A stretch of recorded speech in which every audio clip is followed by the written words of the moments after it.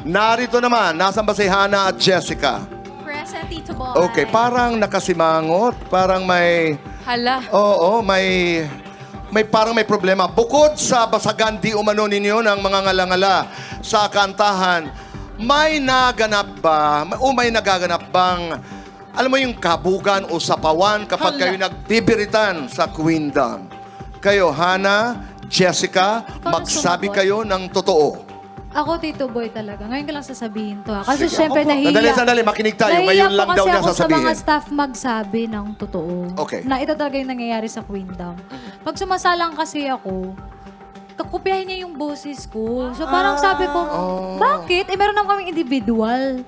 So parang sa akin, parang oo. Ano yung part na sinasabi mong ganyan? Merong part base na kinokopya mo ko. Ito ba yung sabay-sabay na tayong lahat? Ano ba to?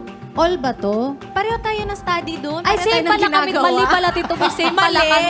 Mali Hindi, pala. pero hindi. Naramdaman ko yung galit. Hindi, joke lang, Tito Boy. Hindi, naramdaman ko. Nakita Kung ko meron kanina. man talaga akong Alam mo, issue sa Hannah, kanya, nakita mo, Tito Boy. Hannah? Nakita mo, naramdaman mo rin? Naramdam ko. ko eh. Feeling ko dahil Tito Boy, may bangs siya. Ngayon ko Oo, lang sasabihin din. Palagay ko yun ang totoong dahilan. Kaya kayo ba'y sana'y magkabati?